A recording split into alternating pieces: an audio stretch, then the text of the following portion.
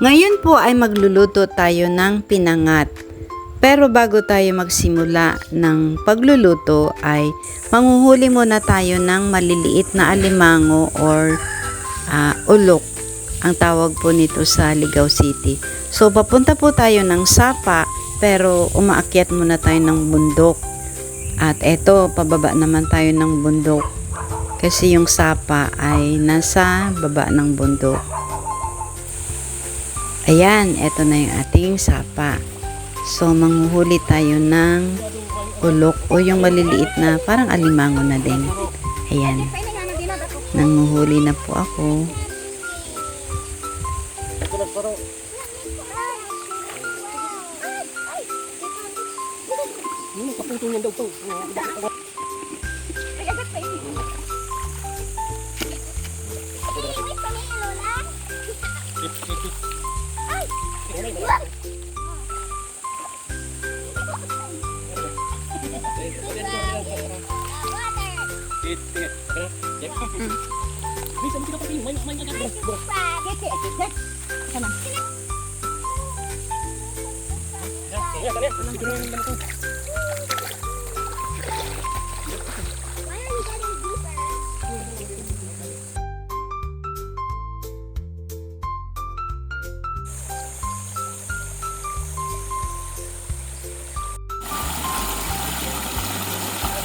Ngayon po ay pabalik na naman tayo ng bahay. Umaakyat na po ako ulit sa bundok. At eto, dala-dala ko na yung ating ulok. Ang hirap pala talaga mag-vlog. Eto po ay mangunguha tayo ng luya at tanglad, yung lemongrass para sa ating pinangat.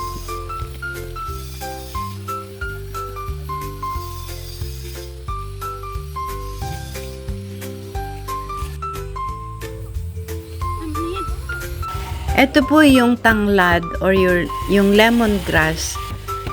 Dinidikdik ko siya at matapos ko siyang dikdikin ay hihiwain ko siya ng maliliit or imi-mince natin siya. Mince din yung luya, mince din yung onion, mince din yung bawang.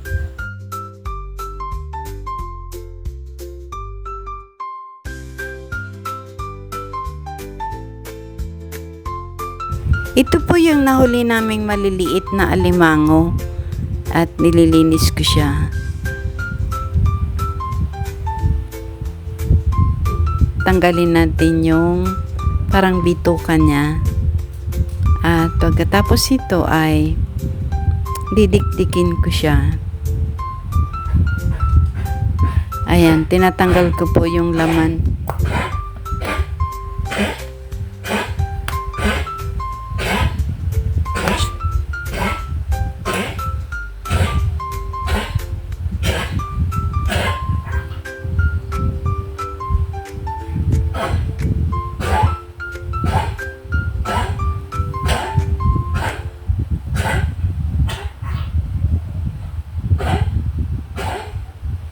Ayan, didikdikin natin ng pinong-pino yung ating alimango at kukunin natin yung katas ng alimango.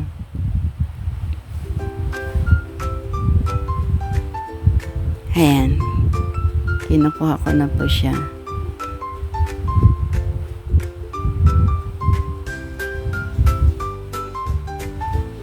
Pipigain natin ng husto. Para kang nagpipiga ng nyug.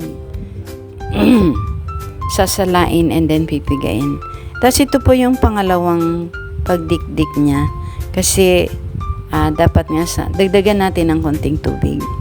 Dapat kasi at least 3 times siyang didikdikin and then 3 times na pipigain. Pero ginawa ko lang siyang 2 beses. 2 beses ko lang siyang piniga. Ayan, ihalo ko na po siya sa lukadon at saka yung ibang ingredients. Ito yung bawang, tanglad, luya, at sibuyas. Okay, paminta, lalagyan din ng asin at konting seasoning din. Yung ano po, yung lukadon, Siya yung young meat ng coconut. Ayan. Lokadon po ang tawag nito sa amin sa Bicol. At eto, binabalot na siya. Itong dahon na pinagbabalutan ko ay, ang tawag nito sa amin ay tanag. Pero pwede rin gamitin yung dahon ng laing. Ayan.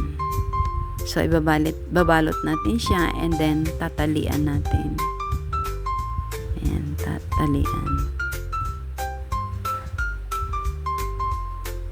And i-prepare mo siya. I-prepare siya sa isa pang nakabalot at saka tatalian. And then, pag nabalot na natin lahat, saka lang siya i-boil.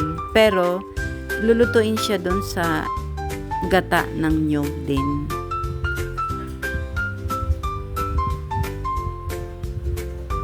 Ayan.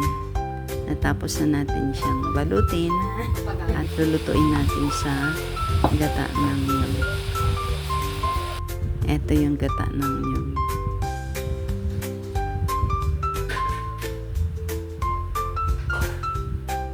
Medyo matagal din po yung pag-boil ng pinangat kasi kailangang lutong-luto yung loob ng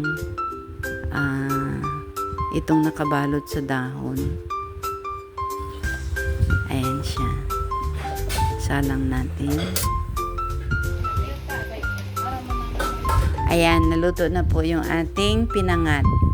At ngayon ay magluluto tayo ng sauce niya. Sauce ng ating pinangat. Naglagay ako ng bawang, sibuyas at luya. Lahat po sila minced.